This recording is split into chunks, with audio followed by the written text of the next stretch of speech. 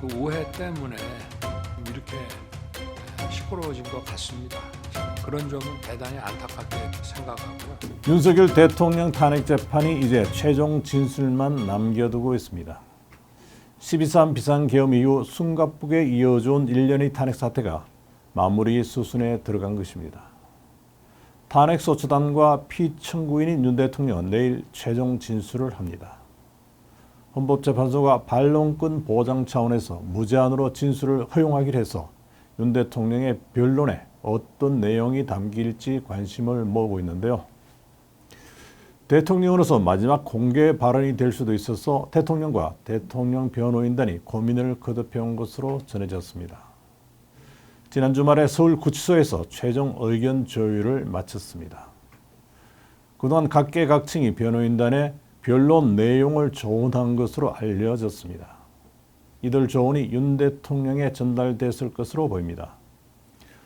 윤 대통령의 마지막 변론이 판결에 영향을 미칠 수도 있습니다.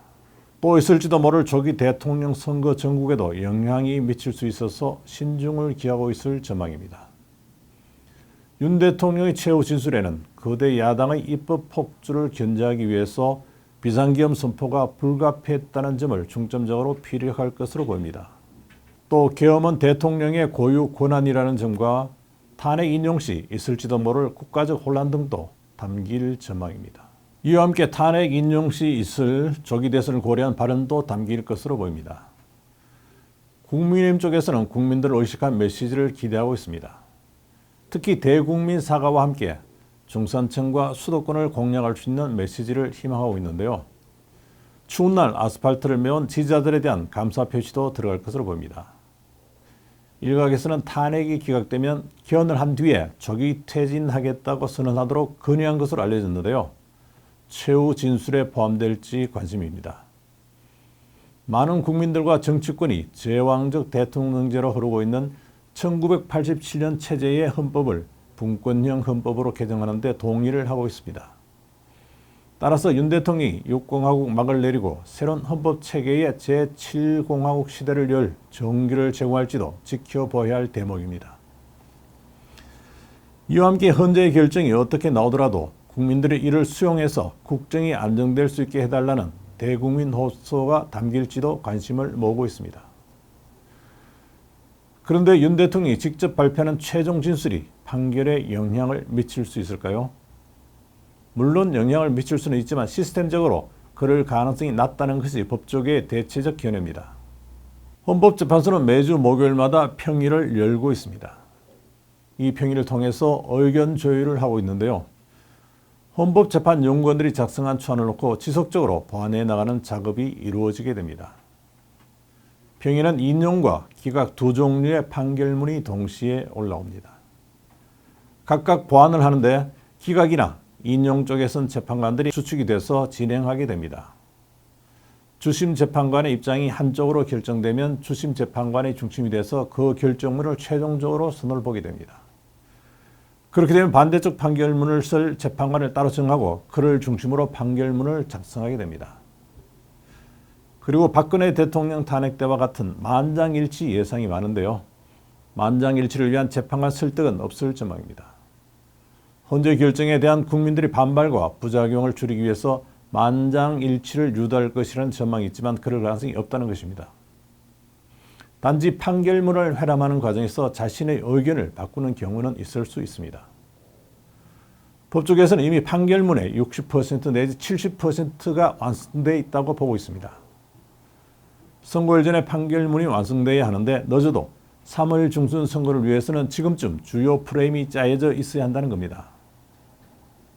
두 가지 시나리오를 두고 당일 오전에 최종 평의를 해서 6명의 재판관이 탄핵 인용에 동의를 하면 인용 판결문을 낭독하고 6명이 되지 않으면 기각 판결문을 읽게 됩니다. 그런데 재판관이 판결문에 이의를 제기하며 재평의를 요구할 경우에는 선고일을 잡았더라도 선고를 연기할 수도 있습니다. 윤 대통령 탄핵 심판에서는 국회 측과 윤 대통령 측이 가장 첨예하게 맞선 부분이 과연 비상계엄 선포 요건에 해당하느냐 하는 것이었습니다. 또 대통령을 파면할 정도로 중대한 범죄 행위를 했느냐 하는 것과 비상계엄에 절차적으로 위법사항이 없느냐 하는 것 등이었습니다.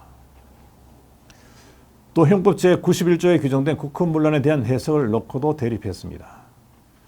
국가기관을 강압에 의해서 전복 또는 그 권능 행사를 불가능하게 하는 것으로 국헌문란을 규정하고 있습니다. 이에 따라 국회에 군병력을 투입한 것이 국헌문란에 해당하는지 헌재 판단을 남겨두고 있습니다. 양쪽 다 할 이야기가 많았습니다. 대통령 측은 선관위의 불법 선거를 계엄의 가장 큰 명분으로 내세웠습니다. 하지만 재판관들을 설득할 수 있었는지는 미지수입니다. 선관위 서부에 대한 조사가 진행되지 않아서 선관위가 부정선거를 했다는 새로운 증거를 확보하지 못했습니다. 형상기억정의와 일장기 투표 등에 대해서도 많은 이야기들이 오갔습니다만 지금까지 나온 재판 결과를 뒤집지는 못했습니다. 국정원 관계자가 선관위 서부에 외부 세력이 침투할 수 있도록 서부가 허술하게 관리되고 있었다고 한 진술을 재판관들이 어떻게 판단할지도 알 수 없습니다.